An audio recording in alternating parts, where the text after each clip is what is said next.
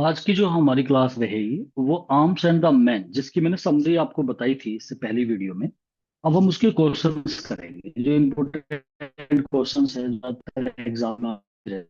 और जो चीजें हमारी समरी में छूट भी गई होगी वो यहाँ कंप्लीट कर भी लेंगे। तो एक एक करके सभी क्वेश्चंस पे चलते हैं, उन्हें एक एक करके मैं आपको समझाऊंगा। ये हमारी साथ के साथ होती चलेगी। Arms arms and the man जो एक ड्रामा है, मतलब एक रोमांटिक कॉमेडी है, ये जॉर्ज बर्नेट शॉ ने लिखा है। तो जॉर्ज बर्नेट शॉ का ड्रामा 19 88 की थी, मतलब जब उस उस समय पीरियड लिया था। और 1898 में इसे पब्लिश करा दिया था। और जॉर्ज बर्नेट शॉ का एक कलेक्शन है, मतलब जो इसमें ड्रामे का कलेक्शन है, जिसमें प्लेज प्लीजेंट प्लीजेंट माने सुखदायक प्ले, मतलब इस तरीके से एक, जैसे आपने सुना होगा ना अब तक कितनी बार, ये कलेक्शन ऑफ पोएम्स है, इसी तरह से कलेक्शन ऑफ ड्रामाज है। तो उसके अंदर ही ये ड्रामा पब्लिश हुआ था। तो इकट्ठे कई ड्रामे एक साथ पब्लिश करे थे, जिनमें से एक ये था। तो ये प्लेज प्लीजेंट के कलेक्शन में आता है। 1898 में पब्लिश हुआ था। जॉर्ज ऑरवेल, इससे भी, ये भी आपके सिलेबस एलटी ग्रेड में लगा हुआ है, जॉर्ज ऑरवेल का एनिमल फॉर्म्स। तो जॉर्ज ऑरवेल ये राइटर है, क्रिटिक है, जिन्होंने अप्रिशिएट करा है आर्म्स एंड द मैन को। कहते हैं कि ये बहुत ही सुंदर प्ले है, इनका मानना है कि ये बड़ा अच्छा प्ले है। ये प्ले सबसे पहली बार परफॉर्म किया गया था, एक थिएटर था एवेन्यू थिएटर, उसमें इसे परफॉर्म किया गया था लंदन में। और 1910 में किया था, मतलब ये पब्लिश पहले हो गया था, मतलब किताबों में तो लिख गया था, लेकिन थिएटर में जो परफॉर्म किया गया था वो 21 अप्रैल 1910 में किया था, लंदन के अंदर एवेन्यू थिएटर में। तो वहां पर इसे परफॉर्म किया गया था। तो नोबेल प्राइज विजेता है जॉर्ज बर्नेट शॉ, इसी से पता लगता है इनकी काबिलियत का। तो मतलब बड़ा बेहतरीन लिखा करते थे, प्रोपागेंडिस्ट थे, मतलब एक टारगेट बना के लिखते थे। वार एंड मैरिज, ये इसकी थीम है प्ले की। मतलब आर्म्स माने शस्त्र होते हैं, तो युद्ध से संबंध है, क्योंकि इसमें एक शुरू में ही एक बैटल दिखाया गया है जो सर्बिया के और बुल्गारिया के बीच में है। तो वार एंड मैरिज और arms and the man, man से मतलब इंसानों से यहाँ लव अफेयर या मैरिज की बात होती है, और आर्म्स से मतलब शस्त्रों से तो युद्ध की बात है। ये मेन थीम है इस पे। ह्यूमोरियस प्ले है। यहाँ पर सबसे ज्यादा हास्यास्पद कैरेक्टर अगर देखें तो पॉल पैटकॉफ का है। वो छोटी छोटी बातों पे, अरे मेरा कोट लेके आना, मेरा कोट तो मुझे ऐसा लग रहा है जैसे किसी और किसी ने पहन लिया हो, मतलब मैंने छोटी छोटी चीजें उसमें नहीं बताई आपको, लेकिन बहुत ज्यादा मतलब मजाकिया किस्म का है। निकोला बड़ा परेशान सा रहता है, लूका किस तरीके से छेड़ती रहती है उसे, बहुत ज्यादा मतलब कॉमेडियन दिखाया गया है। तो इट इज ए ह्यूमोरियस प्ले है, हंसमुख है, रोमांटिक कॉमेडी है। जॉर्ज बर्नेट शो ने इस प्ले को जो टाइटल दिया था ना, वो ओपनिंग लाइन थी, लेटिन वर्क लिखा था Aeneid by Virgil. Virgil Italy के राइटर है, इन्होंने एक, इनका वर्क है, मतलब इनका इपिक है एनियड, उसी की स्टार्टिंग लाइन, वहां पे वर्ड लिखा हुआ था, ये लाइन लिखी हुई थी, आर्म्स एंड द मैन वहीं से लिया है। तो टाइटल यहां से लिया, इंपोर्टेंट क्वेश्चन हो जाता है। रेना पेटकॉफ हीरोइन है इस प्ले की। और ये बुल्गारिया जो कंट्री है उसी की लड़की है, मतलब बुल्गारिया में, और एक परिवार है पेटकोव का, जिसके 3 मेंबर्स का डिस्कशन इस पूरे के पूरे प्ले में हुआ है। 2 उसके नौकर है, 3 वे सदस्य है, 5 ये हो जाते हैं। 2 इंसान और बचते हैं, टोटल 7 कैरेक्टर्स का जिक्र है। उनमें एक रैना का मंगेतर सर्जियस है, और एक रैना का लवर ब्लड सैली है। कैप्टन ब्लड सैली जो है वो हीरो है इस प्ले का। उसकी एंट्री थोड़ा सा, मतलब प्ले के स्टार्टिंग में ही होती है वैसे तो, लेकिन अगर लाइफ में देखे तो रैना के पहले सर्जियस की एंट्री है, लेकिन प्ले में तो स्टार्टिंग में ही ये अपनी जान बचा के भाग रहा था कैप्टन ब्लड सैली। वो भगोड़ा था, मतलब फ्यूजिटिव कहते हैं इसे, कि वो युद्ध से भागा था, और आकर के उसे खिड़की खुली हुई दिखाई दे गई, और एक पाइप से चढ़ करके रैना के विंडो में से एंट्री कर जाता है उसके रूम में। Captain Lee is the hero of this play, और 34 ईयर ओल्ड भी है वो। तो सर्जिस के मुकाबले तो ये एजेड भी था। फिर भी रेना ने इसे ही लास्ट में सेलेक्ट किया मैरिज के लिए। कैथरीन पेटकोफ जो है वो मदर है रेना की, और बहुत फैशनेबल भी है, मतलब ईगो दिखाती है, पैसे का बड़ा घमंड है, और डेली नहाने वाली और बड़ा मेकअप वेकअप करने वाली ऐसी लेडी दिखाई गई है। मेजर पॉल पेटकोफ जो बड़ा मजाकिया कैरेक्टर है और सीधा है बेचारा, is the father of Raina. He is the major in Serbian army, वो सर्बियन आर्मी में मेजर का उसका पद है, अब तो काफी एजेड भी हो चुका है। लूका जो है वो मेड सर्वेंट है पेटकोफ के घर में। और लूका बेशक नौकरानी है, लेकिन ख्वाब इसके महारानी वाले है। सोचती है कि किसी से ऐसे से शादी हो जाए कि जो मैं रानी बन के रहूं। और निकोला से एंगेज्ड है, मतलब स्टार्टिंग में सर्जियस को दिखाया गया है कि वो पहले से ही, मतलब रेना से, मतलब प्ले स्टार्ट होने से पहले ही सर्जियस और रेना ये दोनों फेंसी है, मतलब मंगेतर है, इनकी एंगेजमेंट हो चुकी है। इसी तरह से निकोला और लूका भी एंगेज्ड है। तो लेकिन तो होती नहीं है, दोनों की शादी इस तरीके से नहीं होती, तो चेंज हो जाते हैं पार्टनर। लूका मेड सर्वेंट है पेटकोव के घर पर, और निकोला मेल सर्वेंट है पेटकोव के यहाँ पर। वो लूका से बहुत ज्यादा लव करता है।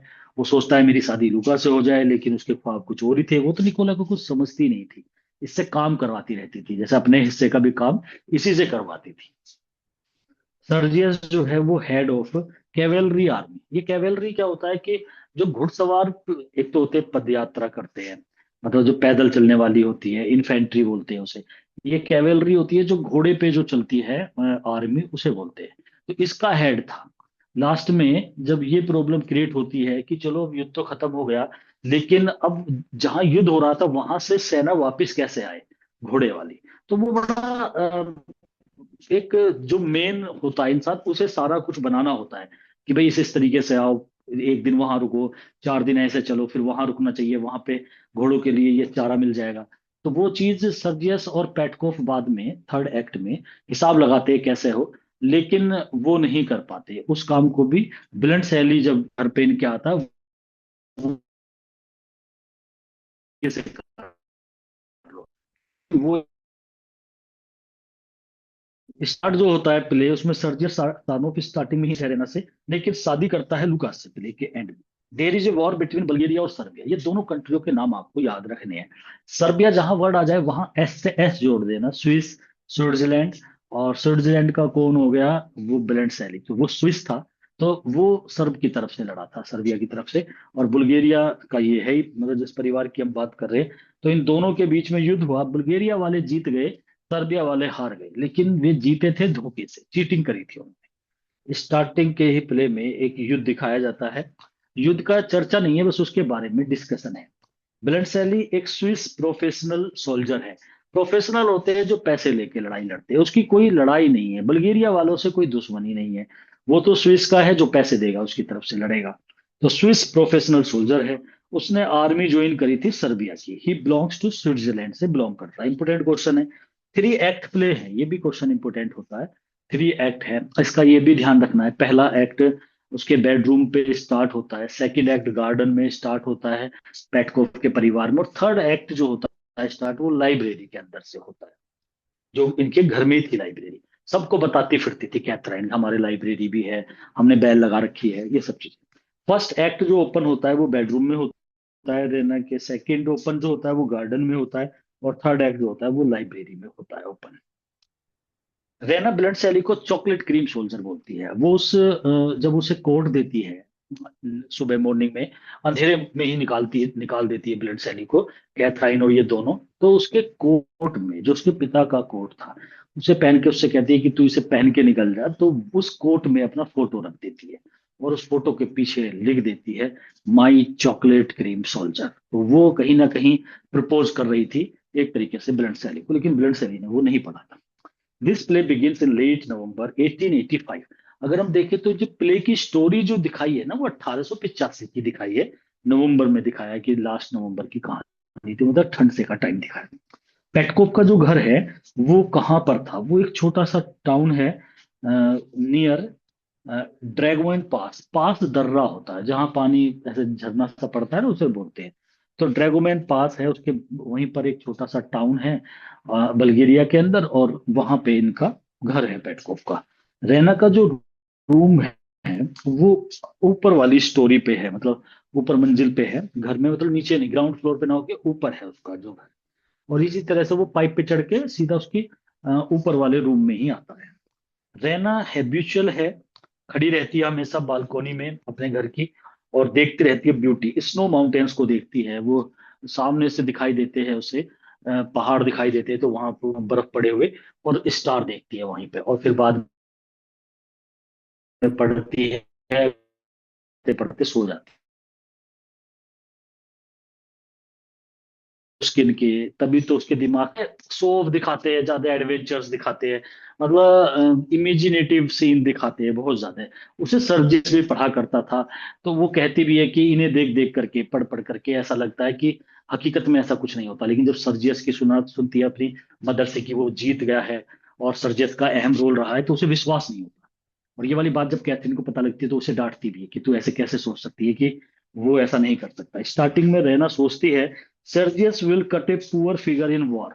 ये एक प्रोवर्ब भी है, कट ए पुअर फिगर मतलब कम असर दिखाना। कट ए पुअर फिगर मतलब एक तरीके से अपमानजनक स्थिति पैदा करना। जैसे सपोज करो आप इंटरव्यू के लिए गए, तो you cut a poor figure before interviewer, तो आपने कट ए पुअर फिगर मतलब इंप्रेशन बहुत ही बेकार छोड़ दिया।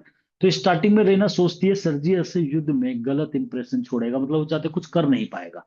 ऐसा बताती भी है कैथराइन को कि मैं तो ऐसा सोच रही थी, तो वो उसे डांटती है, फिर तेने ऐसा सोच भी कैसे लिया, देख वो तो इतना बढ़िया युद्ध लड़ा है और जीत के आया है, फिर ऐसे बताती है उसे। Catherine likes to have a daily bath even in cold.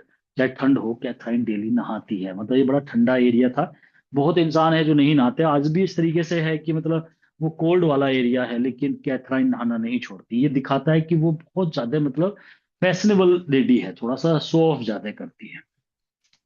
Blunt सैली जो है, जब नहाने की बात आती है ना, पोल पेटकोफ एक बार बताता है मेरे दादा थे, वो तो इतने साल तक नहीं नहाए थे, फिर भी वो तो स्वस्थ रहे थे। वे वाली मतलब ऐसे हंसी मजाक वाले इसमें ऐसे एपिसोड भी आते हैं। तो वो कैथराइन की और पॉल पेटकोफ की, दोनों हस्बैंड वाइफ की, एक बार बहस होती है नहाने के ऊपर। तो तब वो कहता है कि वो कहती है बताओ नहाना तो चाहिए डेली, नहाना डेली क्यों नहाना चाहिए भाई। तो ऐसे तब ये बता कि मेरे ऐसे मेरे दादा थे और वो काफी एजिड थे, और देखो वो तो कभी नहीं नहाए थे अपनी जिंदगी में, और फिर भी इतने लंबे समय तक जिए और बहुत अच्छे तरीके से मतलब रहे। तो वो बात बताता है पॉल पेटकोफ। ब्लंट सैली कैप्टन है आर्मी में, he fought for Serbian side से लड़ा है। उसने जो लड़ाई लड़ी है ना, वो सर्बियन की तरफ से लड़ी है। Bluntschli found Serbian army passing through Switzerland first, so he joined it. अब ये क्वेश्चन बनता है, ब्लंट सैली ने बल्गेरिया को क्यों ना करके सर्बियाई को ही क्यों चुना था। तो क्यों हुआ था ऐसा, सर्बियन आर्मी जो थी ना स्विट्जरलैंड के रास्ते में वो पहले पड़ती थी, इसलिए उसने उसे ही ज्वाइन कर लिया। रेना एक्सट्रीमली हैप्पी थी आफ्टर हियरिंग ऑफ सर्जियस की विक्ट्री। जब उसने कैथराइन से सुनी थ्रू हर मदर कैथराइन, तो वो खुश हो गई कि भाई वाकई मेरा जो मंगेतर है वो जीता है। उसका फोटो भी लगा हुआ था वहां पे, उसे देख देख के फोटो को मतलब उसे उसके बारे में अच्छा सोच रही थी, और फिर उसे नींद आ जाती है, तभी ब्लड सैली आ जाता है।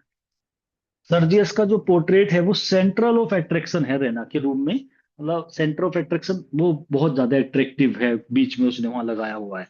रेना को संदेह था सर्जियस की ब्रेवरी पर। मतलब पहले वो ऐसे सोच रही थी कि पता नहीं वो क्या करेगा, वो कटे पुअर फिगर करेगा, क्योंकि उसने स्टडी करा है बायरन और पुस्किन को उसकी तरह ही। जैसे ये पढ़ती थी बायरन और पुस्किन, ये दोनों ड्रामेटिस्ट के नाम है, प्ले राइट पोइट है। तो बायरन को तो खैर आप जानते ही हो, पुस्किन भी इसी तरीके से। इनके जो वर्क है, जो ड्रामे हैं, उन्हें पढ़ करके, जैसे हम ऐसे कुछ कॉमिक्स चला करती थी ना पहले, कुछ ऐसे ड्रामे पढ़े जो मतलब ख्वाबी पुलाव जिसमें ज्यादा होते हैं, तो वो बहुत पढ़ा करता था, ये भी पढ़ती थी। तो कहती है कि मुझे ऐसा लगता था कि वो कुछ नहीं कर पाएगा, क्योंकि वो इन चीजों को पढ़ता है, बस ज्यादा बोलना ज्यादा है, कर कुछ नहीं पाएगा, लेकिन उसने तो बहुत कुछ कर दिया। रेना विंडो को छोड़ती है, मतलब वो देख रही थी ना उसमें माउंटेन को, वो उसे ओपन छोड़ जाती है और सो जाती है लेट। तो कुल मिलाकर के वो भूल जाती है, सो गई। सो इसलिए कैथराइन जो है ना, वो हमेशा ऐसे ही करती थी, वो हमेशा चेक करती थी बिस्तर पे जाने से पहले, माँ जैसे बच्चों का देखती है कि भाई कमरे वमरे सब बंद कर दिए, युद्ध वैसे चल रहा था, तो वो हमेशा देखती थी। तो इस बार लूका जो है वो चटकनी लगाना भूल गई उसकी। लूका इज फेथलेस, रेना के प्रति फेथलेस, फेथफुल नहीं है, जैसे एक नौकर होना चाहिए, फेथलेस है। लूका तो सिगरेट वगैरह भी पीती है। लूका did not bolt the window because it's bolt was gone. उसने वो विंडो का बोल्ट नहीं लगाया था लूका ने, क्योंकि उसका बोल्ट खत्म हो गया था, मतलब टूट गया था, तो उसने वो लगाया नहीं, तो इसी वजह से उसी विंडो से चढ़ के आ गया था ब्लड से। रहना हमेशा स्टडी करती थी सोने तक, स्टडीज टू स्लीप, मतलब जैसे कुछ लोग को आजकल मोबाइल की आदत होती है, मोबाइल देखते देखते सो जाते हैं, कुछ टीवी देखते सो जाते हैं, तो इसी तरीके से वो पढ़ते पढ़ते, और वो भी ऐसा नहीं किताबें वैसी पढ़ना, जैसे ड्रामे होते हैं पुश्किन के, बायरन के, उन्हें देखते देखते पढ़ते पढ़ते सो जाती। ब्लंट सैली ऊपर चढ़ गया हेल्प से, वाटर पाइप से, और एंटर कर गया रहना के रूम में, विंडो से वो आ जाता है। ब्रेंट सैली ने धमकाया रैना को कि भाई फर्स्ट बाय पिस्टल से पिकिंग हर गाउन, फिर उसके गाउन को पिक कर लिया, कह रहा इससे बढ़िया तो पिस्टल की भी जरूरत नहीं है। अगर मैं तुम्हारा गाउन इस तरीके से रख लूंगा तो तुम अपना आप ही उनका फेस नहीं कर पाओगी, क्योंकि तुम पे जब गाउन नहीं होगा तो तुम कैसे जाओगे और ये कैसे बताओगे मेरा गाउन इसने ले लिया। तो ये भी दिखाया गया है यहाँ पर। He picked up her gown, उसके गाउन को ले लेता because she would not dare, वो साहस नहीं कर पाएगी बाहर निकलने का हाफ नेक्ड पोजीशन में, मतलब क्योंकि अब उसके पूरे कपड़े नहीं थे तो वो नहीं बाहर को निकलेगी दूसरों के सामने, तो इस तरीके से मैं बच जाऊंगा, मतलब उसके सेंस ये थी। ब्लंट थैली के अनुसार यंग सोल्जर्स की पिस्टल्स, अब वो बताता है दोनों बैठ करके जब बातें करते हैं ना, वहाँ काफी बातें होती है इधर उधर की, वो बताता है मैं स्विस से हूँ, मैं इसके सर्बिया की तरफ से लड़ा था, ऐसे हुआ।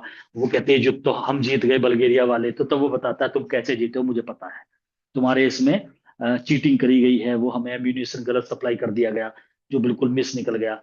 तो अब वो सर्जियस की फोटो देख लेता है, फिर कहता है कि जिसके लिए तुम इतना उछल रही हो ना कि ये मेरा मंगेतर है, ये तो सबसे बेकार इंसान यही था युद्ध में, ये सब सामने आ गया था, इसके ऊपर गोली चलाने लगे, लेकिन इसे पता था कि सब नकली है, तो इसी ने सप्लाई करा था वो सारी चीजें, तो बताता है सब बातें इसे। लेकिन ये उससे ब्लंट सैली से यहाँ चिढ़ जाती है कि तुम गलत कह रहे हो।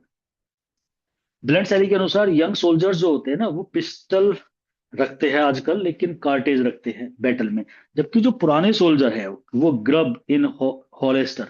हॉलेस्टर जो होता है ना वो होता है खोखला जिसके अंदर वो डालते हैं ना, आपने देखा होगा एक बंदूक को कवर जो होता है बंदूक का कवर, उसे हॉलेस्टर बोलते हैं। उसके अंदर ग्रब माने खाने की चीजें रखते हैं, कार्टेज रखते हैं बॉक्स में, जिस बॉक्स में कार्टेज रखते हैं ना उनमें, और हॉलेस्टर में जिसमें बंदूक रखते हैं, तो ओल्ड वाले इनमें ग्रब रखते हैं इन प्लेस ऑफ वेपन, वेपन के स्थान पर। वो ये कहता है यंग वाले तो कार्टेज रखते हैं, लेकिन जो ओल्ड सोल्जर है ना वो खाने की चीजें रखते हैं उसमें, क्योंकि ये भी ओल्ड ही है, 34 ईयर ओल्ड है ये, तो कह रहा है कि अरे इन चीजों से क्या होता है कार्टेज वगैरह से, ये चीजें बड़ी अच्छी लगती है रैना को, मतलब दिखाया गया है कहीं ना कहीं। जॉर्ज बर्नेट शो भी इसी चीज पर प्रेशर बना रहा है, मतलब बताना चाह रहा है इस प्ले के माध्यम से कि हमें लड़ाई पे इतना फोकस नहीं करना चाहिए, तो ब्लंट सैली के ही विचारों पे चलना चाहिए कि थोड़ा सा मतलब सॉफ्ट रहना चाहिए, लड़ना नहीं चाहिए हमें। तो तभी इसका नाम चॉकलेट क्रीम सोल्जर डाल दिया रैना ने। Bluntschli keep chocolate in place of cartridge in battle, वो खुद कहता है कि मैं बैटल में चॉकलेट रखता हूँ ना कि कार्टेज रखता हूँ। रैना मैनेज कर लेती है ब्लंट सैली को to stand behind the curtain, के पीछे छिपा लेती है, and see herself stand in front of it, सामने को खड़ी हो जाती है, क्योंकि पहले वो मना करती है जाती नहीं है, फिर बाद में वो कहती है चलो मैं तुम्हें सेव कर लूंगी, फिर वो गाउन दे देता है उसे, तब वो बुलाती है उसे और कह देती है हाँ कोई नहीं है, मतलब जैसे फिल्मों में भी आप देखते हो। रशियन सपोर्टेड बल्गेरिया, अब आपको ये भी थोड़ा सा ध्यान रखना है, देखो ये दो आर्मी तो थी, एक बल्गेरिया एक सर्ब, ये तो क्लियर है बिल्कुल बात, बल्गेरिया के ये हो गए पेटकोफ वाला परिवार जिसकी हम कहानी चला रहे हैं, सर्ब वाले हार गए इसमें, उसकी तरफ से स्विस लड़ा था, ब्लड सैली केवल एक था स्विस। अब दो अलग अलग आर्मी इन दोनों ने हायर करी, मतलब ऐसा होता है कि ये थोड़े छोटे कंट्री है, इन्होंने बड़े कंट्री से कुछ प्रोफेशनल सोल्जर जो अपने कमांडर बनाए, हेड बनाए, उनके नेतृत्व में उनकी लीडरशिप में इन्होंने युद्ध लड़ा। तो जो बल्गेरिया वाले थे इन्होंने सपोर्ट जो है इन्हें करा रशियन ने, मतलब रूस के व्यक्ति इनके सपोर्ट में आए, जैसे कभी कभी युद्ध हो जाता है तो दो तरफ से, तो रशियन वाले रहे। और ऑस्ट्रेलिया जो थी ये कंट्री है, ये ऑस्ट्रेलिया नहीं है, ऑस्ट्रिया है, ऑस्ट्रिया कंट्री ने सपोर्ट करा सर्बियन वालों का, तो ये भी आपको दोनों के दोनों याद रखने। तो रसिया रूस ये आपके याद रहेगा, क्योंकि भाई वो एक कंट्री रहे ना रहे तो रसिया वाले की जीत हुई है, मतलब ये समझ लेना, और तो बल्गेरिया वाला जीता ही है, तो ऐसे। रशियन ऑफिसर ने सर्च करा ब्लंट सैली को रैना के रूप में, तो रशियन था बल्गेरिया के आए हुए, उन्होंने देखा लेकिन उसने शराब पी रखी थी जो ये रशियन ऑफिसर था, but he could not find him because he has taken wine also, शराब पी रखी थी तो ज्यादा उसके क्लियर नहीं हुआ, कुछ रैना ने सपोर्ट कर दिया तो वो नहीं देख पाया। Bluntschli was supplied with wrong ammunition, ये वो मेन कारण रहा जिसकी वजह से ये युद्ध सर्बिया वाले हार गए, ब्लंट सैली भी हार गया। उसके पीछे क्या था, ब्लंट सैली को सप्लाई कर दिया गया था रोंग एम्यूनिशन, होता है गोला बारूद, तो जो लड़ाई का होता है ना वहीं से लेते थे वे, जैसे आपस में भाई रात को सामान खरीदा मतलब पैसों से लिया, वो गलत दे दिया गया था। In the battle through Sergius नहीं करा था ये गलत काम। ब्लंट सैली पास 3 डेज विदाउट स्लीप, अब उसे 3 दिन से वो सोया नहीं था, इसलिए वो थोड़ा थका हुआ था, उसने वो खिड़की देखी वो आ गया, और उसने कहा भी था रेना ने कि तुम अब यहाँ से चले जाओ, लेकिन वो नहीं गया। वो अपनी मदर को लेने गई, इतने तो वो सो गया, तो ऐसा हुआ था। ओपेरा एक प्ले होता है सिंगिंग एंड डांसिंग का, Raina was habitual of watching it, इस बात का जिक्र होता है बीच में। वो रेना कहती है मैं ओपेरा भी देखती हूँ, तो तब ये जिक्र होता है, तो ओपेरा का क्वेश्चन बन जाता है व्हाट इज ओपेरा। तो ओपेरा जैसे हमारे गाँव में सॉन्ग हुआ करते थे चलते फिरते, जैसे दिखाते थे वो गाना डांस वांस करके कोई कहानी सुनाते थे, तो वो है ओपेरा। रैना को प्राउड है बहुत ज्यादा अपनी लाइब्रेरी पर, स्टेयर केस जो इनका जीना बनाया हुआ है, और ट्रेवल्स की हम बहुत यात्रा करते हैं, रिच स्टेटस है, इस चीज का बड़ा घमंड है। लेकिन ब्लड सैली के सामने ये बिल्कुल फीके है, वो बहुत ज्यादा मालदार है इनका, इनके कंपैरिजन में। तो यहाँ पर इसने इस तरीके से अगर हम देखेंगे ना, तो ये बहुत ज्यादा मतलब, हाँ, रैना जो है वो बड़ा अभिमान है, इसकी मदर को भी बहुत ज्यादा घमंड है। रैना बातों बातों में ब्लड सैली को पुअर डार्लिंग बोलती है, बेचारा प्रिय, मतलब ऐसे भी कहती है वहीं पर। और यहीं से लव भी स्टार्ट हो जाता है रैना का। हालांकि मतलब थोड़ा झुकाव हो जाता है इसकी तरफ को ब्लड सैली की। हालांकि लव होता तो बाद में भी कुछ रहता, लेकिन वो 2-3 महीने के लिए चला गया, बाद में दोबारा आता है। तो वो जो थोड़ा सा लव अंदर स्टार्ट हुआ था, वो ग्रो कर जाता है, और फिर दोनों की शादी हो जाती है। ब्लड सैली सजेस्ट करता है रैना को to disclose all things to her mother. वो कहता है कि अपनी माँ को सारी बातें बता दो कि मैं हूँ, इस तरीके से वो मना करती है, लेकिन फिर बाद में जब वो नहीं जाता तो वो आखिरकार बता ही देती है, अपनी मदर को बताती है सारी बातें। ब्लड सैली सो जाता है रैना के बेड में, और अर्ली मॉर्निंग में उसे फिर रैना और कैथराइन दोनों माँ बेटी उसे किसी तरीके से भाई ये निकल के चला जाए, मतलब उन्हें डर भी था कि कोई देख लेगा तो हमें क्या कहेगा। तो सुबह सुबह पेटकोफ का, जो पोल पेटकोफ है जो कैथराइन का हस्बैंड है, उसका कोट देके उसे सुबह सुबह निकाल देते हैं। They gave him Petkoff coat for hiding his Serbian dress. उसकी जो सर्बियन ड्रेस थी कि भाई कोई इसे देखेगा तो एकदम, भाई वहां लड़ाई चल रही थी, अगर किसी ने भी देख लिया तो दिक्कत हो जाएगी, तो उसे उसका कोट पहना देती है। पेटकोफ का, पेटकोफ की उम्र जो है वो 50 साल की है। स्टार्टिंग जब होती है सेकंड एक्ट की, तो पेटकोफ तो वापस आ जाता है युद्ध से, 4 महीने बाद की बात होती है, मॉर्निंग का समय था, गार्डन में बैठा है। He is sitting in his garden with his daughter and wife. अब उसकी बेटी है, वाइफ है, थोड़ी देर में सर्जियस भी आ जाएगा, और नौकर नौकरानी दोनों है ही, तो अब पूरा परिवार वहां पर इकट्ठा है दूसरे एक्ट में। फर्स्ट एक्ट में नहीं थे ये कोई भी, लेकिन सेकंड एक्ट में अब सर्जियस थोड़ी देर में वो भी एंट्री कर जाएगा, फिर बातें होंगी, शादी की भी बातें होंगी, लूका से उसका फ्लर्ट भी होगा सर्जियस का।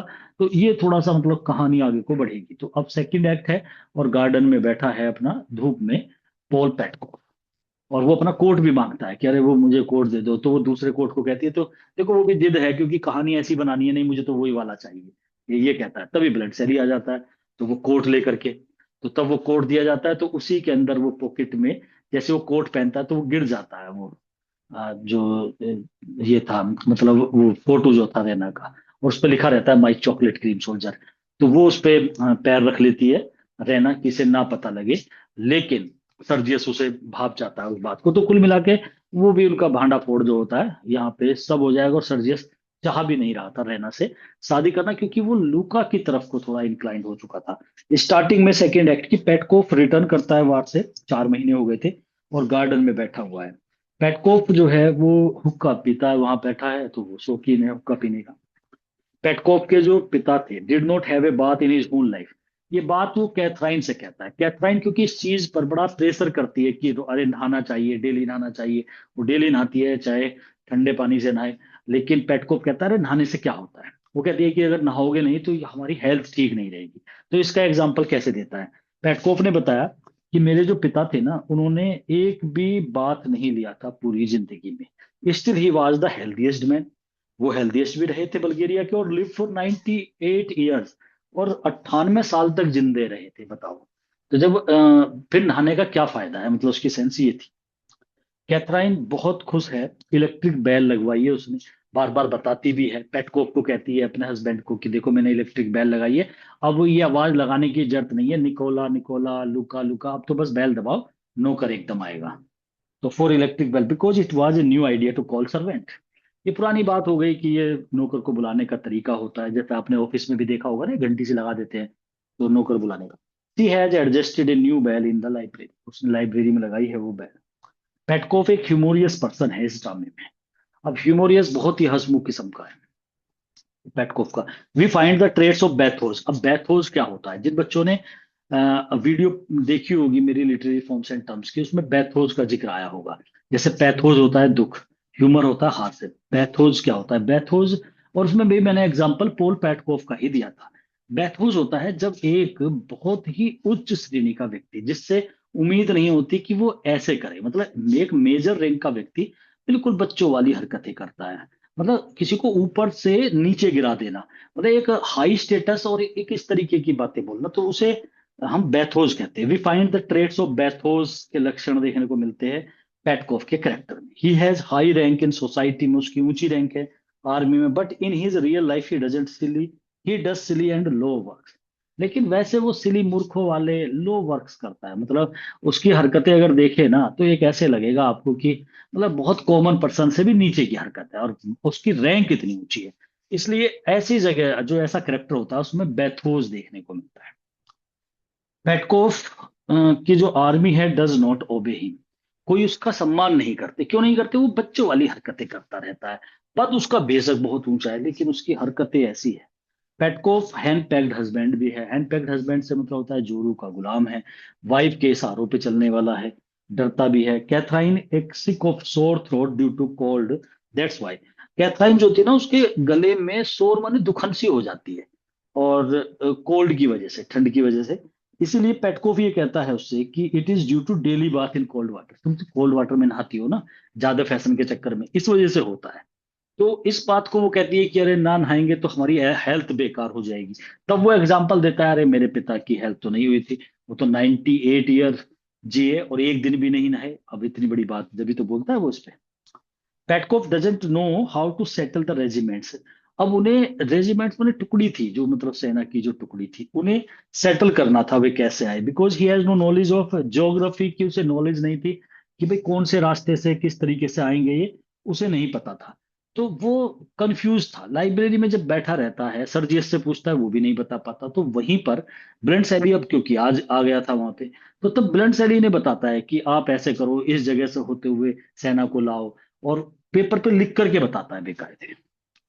पेटकोफ को बड़ा घमंड है अपनी लाइब्रेरी का, लोकल रेपुटेशन को और वेल्दी स्टेटस का। तो पैसों वाला स्टेटस, लोकल रेपुटेशन जो है, सारे में नाम है भाई, मेजर है, तो इस बात का अभिमान तो है ही। लेकिन ब्लंट सैलीन सबसे ऊपर था। सर्जियस रिजाइन कर देता है आर्मी से because he could not get the promotion in this job. Sergius बताता है पेटकोफ को कि भाई मैंने तो रिजाइन कर दिया, कारण बताता है भाई कोई ऊपर उठने का कुछ है ही नहीं, जहां थे वहीं के वहीं है, मुझे हेड बनाया हुआ है कैवेलरी का, लेकिन ऐसा नहीं है कि इसलिए मैं चाह नहीं रहा हूं इसे। लेकिन कहीं ना कहीं उसके पीछे कारण ये भी था कि इसने जो वो चीटिंग वाला काम करा था, तो इसकी वहां पर बेइज्जती हो रही थी कि सर्जियस ने गलत तरीके से ये युद्ध जीता है। सर्जियस मेजर है वो भी आर्मी में। Sergius feel 6 different man in him. Sergius महसूस करता है 6 व्यक्ति अपने अंदर। वो खुद बोलता है कि भाई मेरे अंदर 6 तरह के इंसान हैं, मतलब 6 सर्जियस है मेरे अंदर। जब वो लूका के साथ फ्लर्ट भी करता है और उनके नाम देता है, एक हीरो, बफन, हम्बग, और black guard, coward, jealous. Coward का पता ही है, कायर भी हूं मैं, और ब्लैक गार्ड भी हूँ, जीलियस जीलियस ही रखने वाला भी हूँ, ब्लैक गार्ड भी हूँ, मतलब एक तरीके से दूसरे को मतलब छोटा देखने वाला, तो मतलब अपने आप पे घमंड करने वाला। हम बग भी हूँ, लुटेरा हो जाता है। बफेन माने मूर्ख भी हूँ। तो वो मतलब कई तरीके से कहता है मेरे अंदर ये 6 के 6 चीजें हैं। तो वो लूका के सामने इस बात को रखता है कि 6 प्रकार का सर्जियस हूं मैं। तो कभी कभी ये क्वेश्चन भी बनता है, तो वो अपनी अच्छाई भी और बुराई सब बताता है। Bluntschli settles the regiments in some, वो कुछ ही घंटों में उनके सामने बैठ के सेटल कर देता है कौन कहाँ से आना चाहिए, जबकि वे दोनों बहुत समय से लगे हुए थे, सर्जियस और पोल पेटकॉफ। और जब वो उसे देखते, ब्लड सेल आया, वो उसे बुला लेते हैं लाइब्रेरी में, फिर उससे कहते हैं कि भाई हम ऐसे परेशान है, तुम कर सकते हो इस काम को, और वो कर भी देता है। ब्लंट सैली ने ऑर्डर लिखा for the settlement of regiments, कि भाई रेजिमेंट्स का सेटलमेंट कैसे कैसे, उसका ऑर्डर इसने लिखा था, और सर्जियस ने साइन करे पेपर पे। मतलब वो रेजिमेंट्स को कहाँ कहाँ सेटल करे, किस तरीके से आना होगा जाना, तो वो सब पेपर पे वही लिखता है, सर्जियस साइन कर देता है। तो इस तरीके से मतलब वो काम इसने निपटाया। तो ये बताया जाता है, मतलब इससे पता लगता है कि ब्लंट सैली कितना आगे था इनसे, कितना फॉरवर्ड है। Sergius found that Bletchley was loved by Rena, so he challenged him for duel. जब उसे पता लगा लूका के द्वारा सर्जियस को कि ब्लंटशैली वो व्यक्ति है जिससे रेना लव करती है, तो वो उससे ड्वेल के लिए कहता है, द्वंद्व युद्ध लड़ने के लिए। वहां पर भी ये हल्का था सर्जियस, ब्लंट सैली उसके मुकाबले काफी, लेकिन वो मना करता है। सर्जियस प्रॉमिस लूका से प्रॉमिस करता है not to touch her in future without getting married with her. जब लूका को वो हल्की सी खरोच लगा देता है, तो लूका, क्योंकि वो बहुत स्कीमिंग गर्ल है, वो क्या कहती है कि तुमने मुझे इस तरीके से हर्ट करा है, तुम गलत करते हो, तुम छोटे इंसानों से शादी तो कर नहीं सकते, मतलब ऐसे भड़का सी देती है उसे, और इसे तैयार भी कर लेती है अपनी स्कीमिंग से।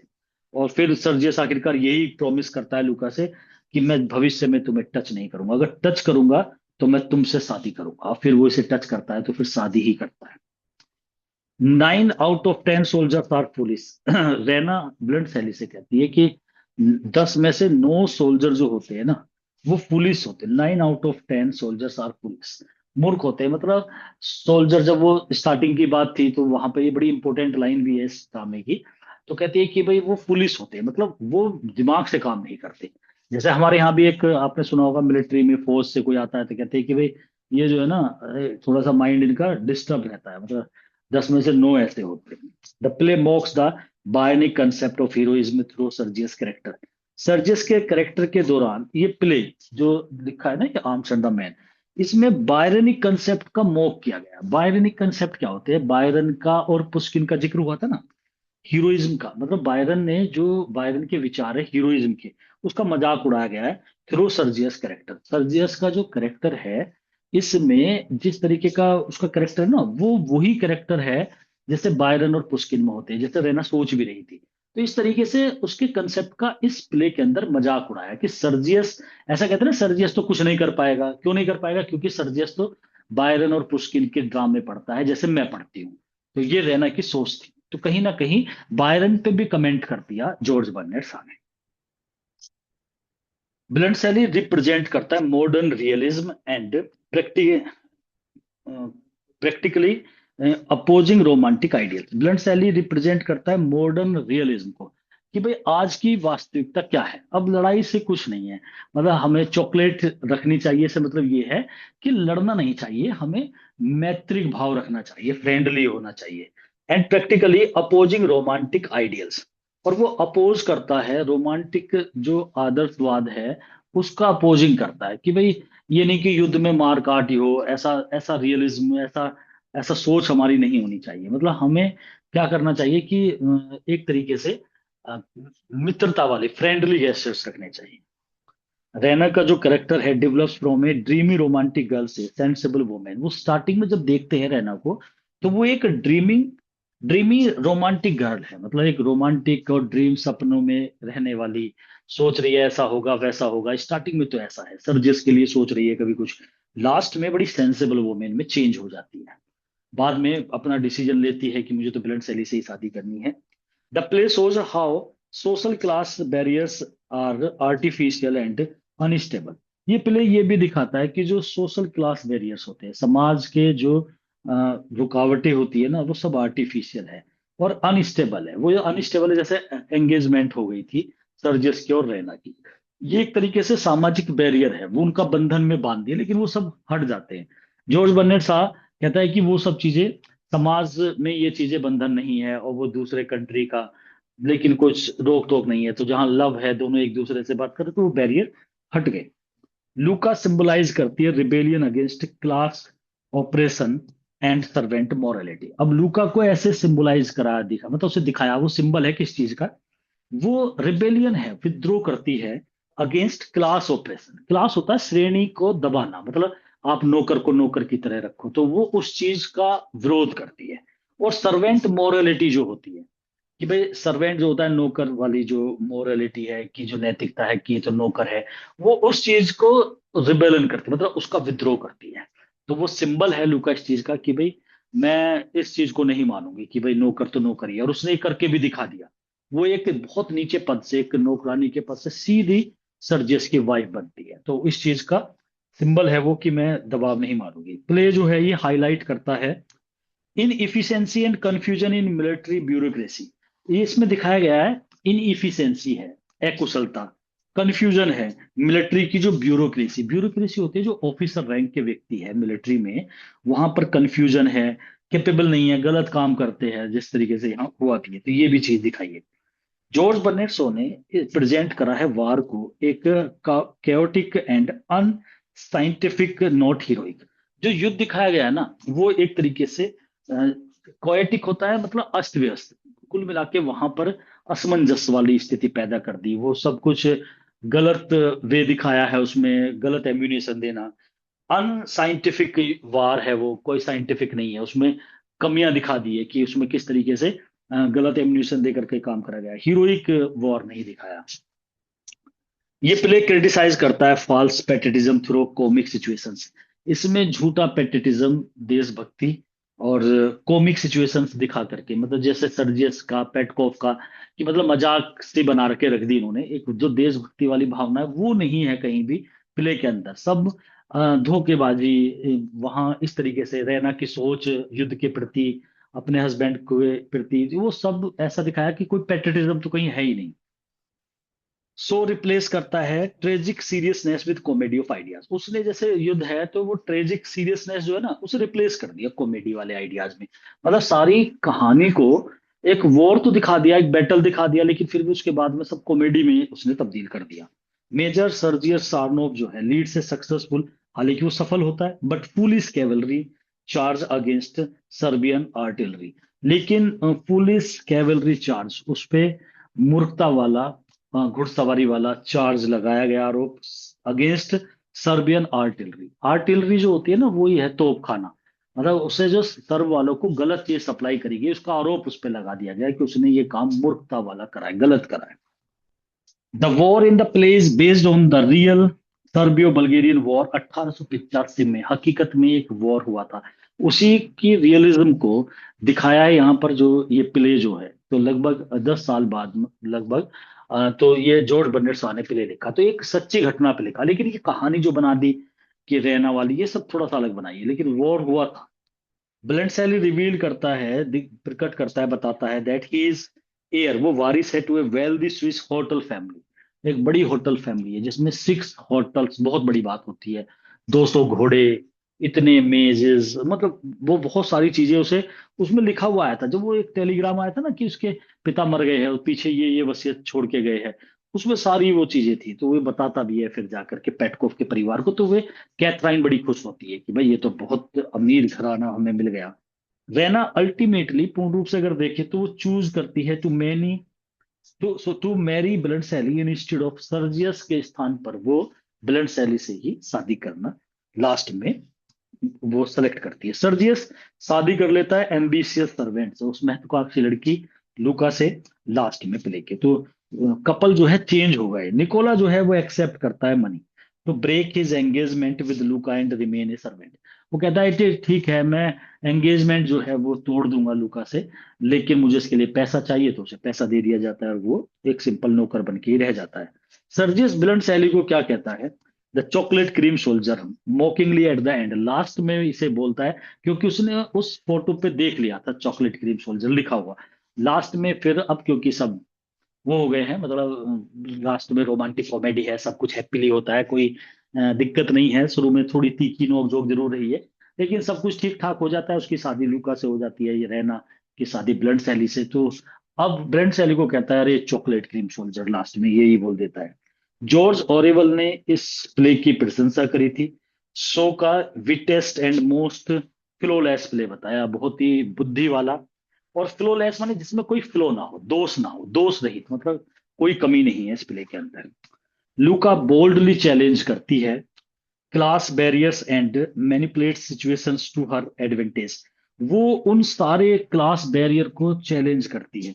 मतलब जो जो क्लास बैरियर्स होते हैं, जो नीचे वाले व्यक्ति, मतलब क्लास से मतलब होती है श्रेणी, जैसे कोई अपर क्लास, लोअर क्लास, तो ये लोअर क्लास की थी।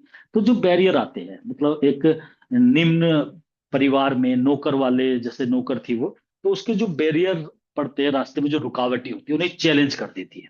चैलेंज करती है जब तो उन्हें पार करती है।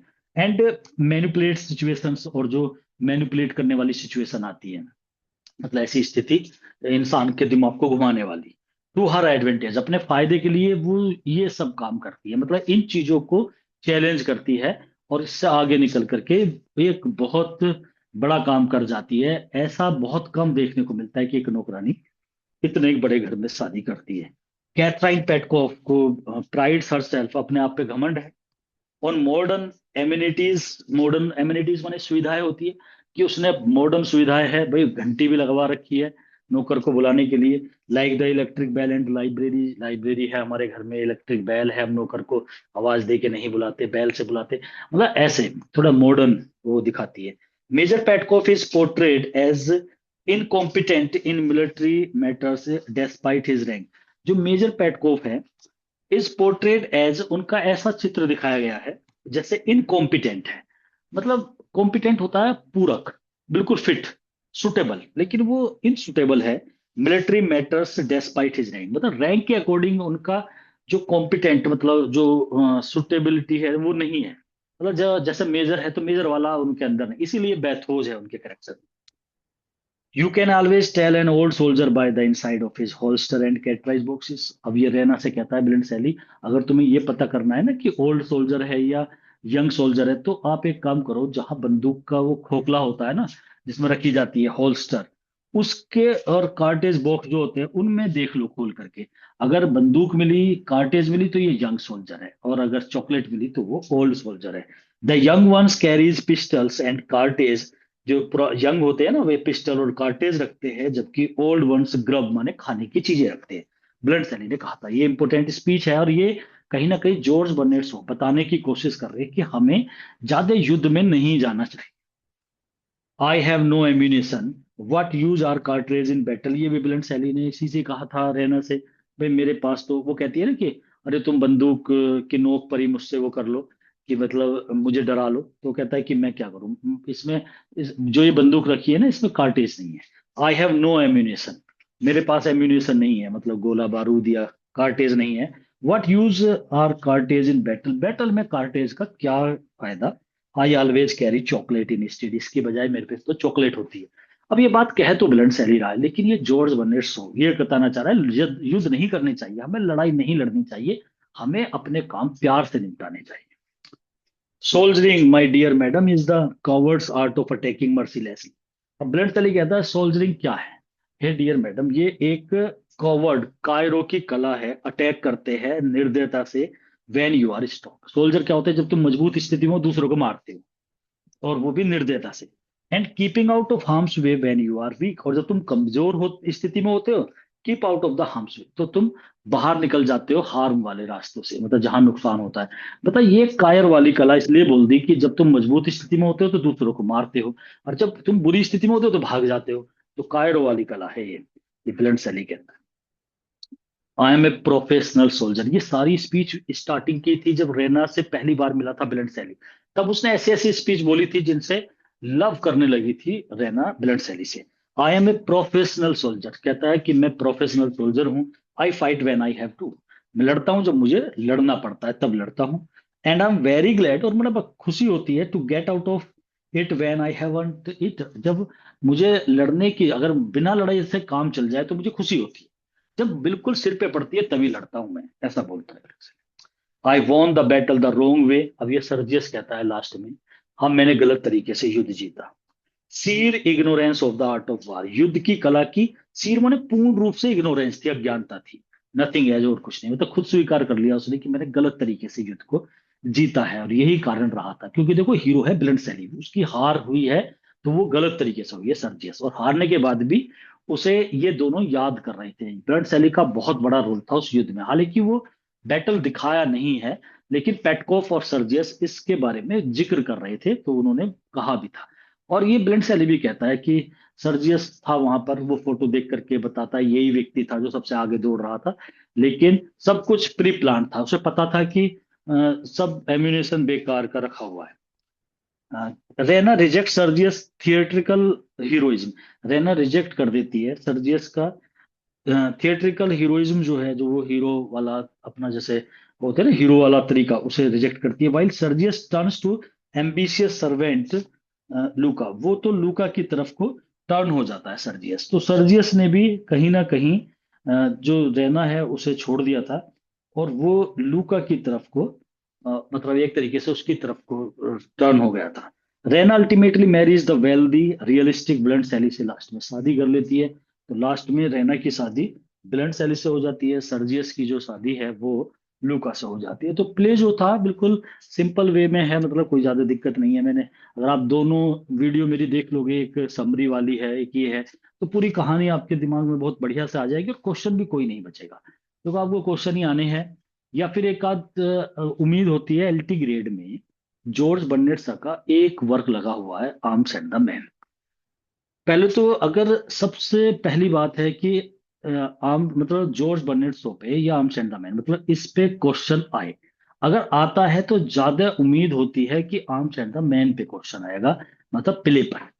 फिर बहुत कम चांस होता है जॉर्ज बर्नेट शो पे भी आ सकता है, और उसके 8-10 क्वेश्चन, जैसे उसके नोबेल प्राइज भी पूछ ले भाई, नोबेल प्राइज कब मिला था उसे, तो इम्पोर्टेंट क्वेश्चन हो जाते हैं उसके। जो सेवियन प्लेज है उसके ऊपर पूछ ले, या थिएटर ऑफ आइडियाज के ऊपर पूछ ले, मतलब 4-5 क्वेश्चन तो खैर जॉर्ज बर्नेट शाह पे बहुत बढ़िया क्वेश्चन होते हैं। वे क्वेश्चन और जॉर्ज बर्नेट शाह के जो बायोग्राफी पे क्वेश्चन है उसकी वीडियो में एक और बनाऊंगा इसके बाद। तो इस तरीके से ये 3 वीडियोज होगी, उसमें पूरा जॉर्ज बर्नेट शो एलटी ग्रेड के माध्यम से कंप्लीट हो जाएगा। तो ये दोनों तो एक जैसी सी वीडियो है भाई, इसमें कहानी थी इससे पहले में, इसमें भी स्टोरी भी है और क्वेश्चन भी है। तो वही स्टोरी बेस्ड क्वेश्चन है, अगर 100 क्वेश्चन है, 100 में से 90 क्वेश्चन तो स्टोरी बेस्ड है। 10 क्वेश्चन ऐसे होते हैं जो थोड़े हटके होते हैं कि ये पब्लिश कब हुई है, जैसे पूछ ले भाई ये तब पब्लिश है, या इस क्रिटिक ने इसके बारे में ये कहा है, जॉर्ज ऑरिवल ने ऐसा बोला है। तो ये कुछ क्वेश्चन होते हैं जो थोड़े से हटके होते हैं, तो उन्हें आप अलग से देख लोगे 8-10 क्वेश्चन को, तो टोटल दोनों की दोनों वीडियो समरी से ही रिलेटेड है, एकदम क्लियर हो जाएगी। आप एक बार देख लोगे तो दोबारा दोबारा देखने की जरूरत नहीं पड़ेगी। तो इसे यहीं तक करेंगे इसकी, और नेक्स्ट इसकी एक वीडियो रहेगी जॉर्ज बर्नेट शॉ के, जो बायोग्राफी पे रहेगी।